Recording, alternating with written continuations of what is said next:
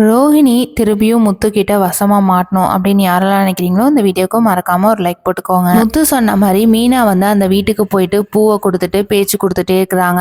அந்த வயசானவங்க 2 பேரும் வந்துட்டு நாங்க மலேசியால இருந்து வந்திருக்கோம், இன்னும் 2 நாளையில நாங்க திருப்பியும் மலேசியாவுக்கே போவோம் அப்படின்னு சொல்லிட்டு இருக்கும் போது, சார் இங்க யாராவது டிவியில நடிக்கிறவங்க இங்க குடியிருக்காங்களா அப்படின்னு சொல்லி கேட்டுட்டு இருக்கும் போது, ஆமாமா மேலதான் குடியிருக்கிறாங்க, ரொம்ப வருஷமா குடியிருக்கிறாங்களே அப்படின்னு சொல்லிட்டு இருக்காங்க. மீனா வந்து மனசுக்குள்ளேயே ஓ இவங்க இங்கே தான் குடியிருக்கிறாங்களா, அப்போ முத்து சொன்னது கரெக்டு தான், நம்ம இப்போவே போயிட்டு முத்து கிட்ட சொல்லணும் அப்படின்னு சொல்லிட்டு இருக்கும்போது அந்த வயசானவங்க வந்துட்டு ஏமா நாங்கள் கோயிலுக்கு போகணும், வண்டி ஏதாவது அரேஞ்ச் பண்ணி கொடுக்க முடியுமா அப்படின்னு சொல்லிட்டு இருக்கும்போது மீனா இருந்துக்கிட்டு சார் என்னோட ஹஸ்பண்டே வந்துட்டு வண்டி தான் ஓட்டிட்டு இருக்கிறாரு, நான் அவரை வர சொல்கிறேன் அப்படின்னு சொல்லிட்டு முத்துக்கு கால் பண்ணிட்டு வர சொல்கிறாங்க. முத்து வந்து வீட்டுக்கு ரீச் ஆனதுக்கப்புறம் மீனா நம்மளும் வந்து கோயிலுக்கு போயிட்டு வரலாமா, நீயும் வந்து கோயிலுக்கு வந்துரு அப்படின்னு சொல்லிடுறாங்க. முத்து வந்து அந்த வயசானவங்க 2 பேத்தையும் கூட்டிட்டு கோயிலுக்கு போயிடுறாங்க. அங்க முத்து வந்துட்டு இவங்க வயசானவங்க 2 பேத்தையும் வீடியோ எடுத்துட்டு கலகலன்னு பேசி சிரிச்சிட்டு இருக்காங்க. அப்போ மீனா இருந்துகிட்டு முத்து கிட்ட போயிட்டு ஏங்க இவங்க 2 பேத்தையும் வீட்டுக்கு கூட்டிட்டு போயிட்டு விருந்து போடலாமா,